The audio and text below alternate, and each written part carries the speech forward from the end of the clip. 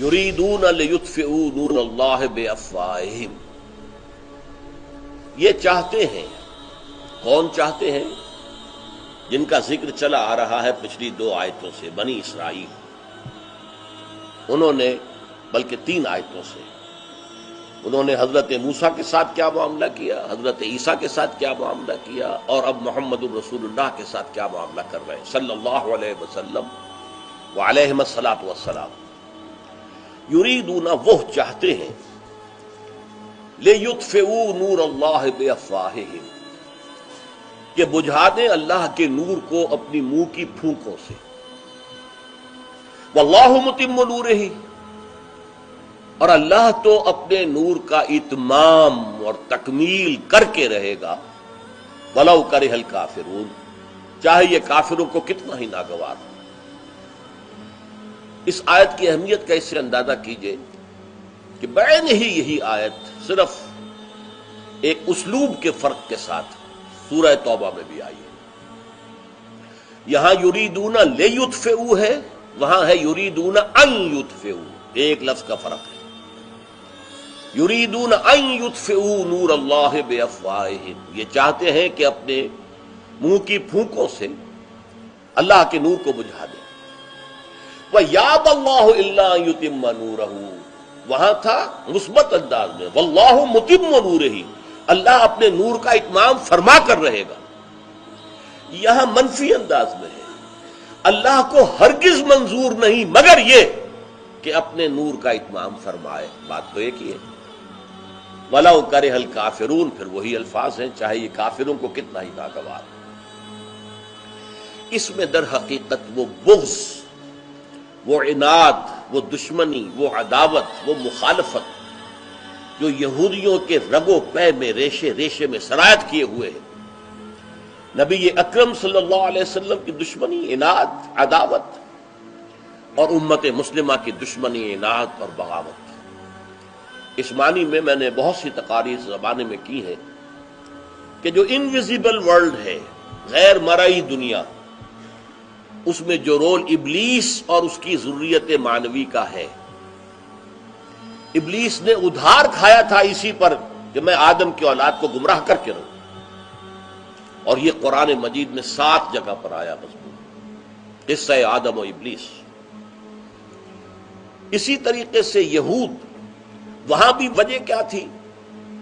اس کی انانیت کو دھکا لگا تھا، اس سے پہلے اس کا بہت اونچا مقام تھا، اپنی عبادت اور علم کی بنیاد پر وہ فرشتوں میں شامل تھا، حالانکہ جن تھا، اور فرشتوں کا بھی کہتے ہیں معلم الملکوت، فرشتوں کا بھی معلم تھا، استاد تھا، لیکن خلافت عرضی اللہ تعالیٰ نے آدم کو عطا کر دی۔ وہ ٹھیس لگی اس کے، وہ جو آبگینہ تھا اپنی عزت نفس کا، اپنی انانیت کا، چنانچہ یہی بات اس نے کہی کہ انا خیر منہ، میں اسے سجدہ کیسے کروں، میں تو اس سے بہتر ہوں۔ خلقتنی من نار وخلقتہ من طین، اے اللہ تو نے اس کو تو بنایا ہے مٹی سے، کیچڑ سے، سنے ہوئے کیچڑ سے، اور مجھے بنایا آگ سے، کیسی لطیف شے ہوتی ہے، تو میں بہتر ہوں، انا خیر منہ، میں اس کے سامنے سجدہ نہیں کر سکتا، بس راندہ درگاہ ہو گیا۔ یہی مسئلہ یہود کا ہوا۔ 2000 سال سے ایک پوزیشن ایک قوم کو ملی ہوئی تھی، اللہ کی نمائندہ قوم، اللہ کی شریعت کی حامل، توحید کی علم بردار، اس میں کوئی شک نہیں۔ توحید کو یہودیوں نے برقرار رکھا ہے۔ قرآن مجید میں صرف یہ ذکر جو آتا ہے کہ حضرت عزیر کو انہوں نے اللہ کا بیٹا کہا، یہ کچھ ایک زمانے میں کچھ غلو کی بنیاد پر بعض لوگوں نے کہا، لیکن یہ کہ یہ ان کے مسلمہ عقائد میں مستقل طور پر بات شامل نہیں ہوئی، جیسے کہ عیسائیوں میں شامل ہوئی ہے کہ حضرت عیسیٰ کو انہوں نے خدا کا بیٹا قرار دیا، وہ معاملہ نہیں، توحید کو انہوں نے برقرار رکھا۔ تو یہ مقام ان کا جو رہا، اور پھر نبوت ان کے پاس رہی، 1400 برس تک تو نبوت کا تار ٹوٹا ہی نہیں، 2 سے شروع ہوا، موسیٰ و ہارون علیہم السلام، 2 پر ختم ہوا، یحییٰ و عیسیٰ علیہم السلام۔ ان دونوں کے درمیان جیسے عورتیں رسی باندھ کر کپڑے جو ہے لٹکایا کرتی ہیں، تو یوں سمجھیے 2 ادھر 2 ادھر، اور درمیان میں جو ہے یہ رسی ٹوٹی ہی نہیں، ہر وقت ایک نبی موجود۔ بخاری کی روایت میں حضور کے الفاظ ہے، کلما ہلک نبی خلفہ نبی، جیسے ہی کسی نبی کا انتقال ہوتا تھا دوسرا نبی اس کی جگہ لے لیتا تھا. اتنی بڑی قوم، لیکن اللہ کی مشیت، اللہ کا فیصلہ.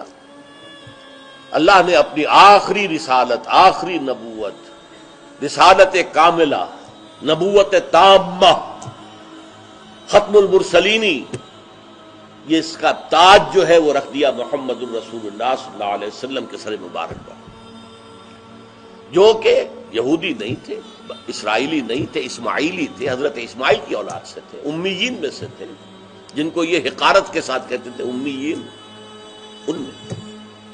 لہذا وہی ان کی انانیت جو ہے اس نے بغاوت کی، حسد اور انانیت کی وجہ سے بدترین دشمن.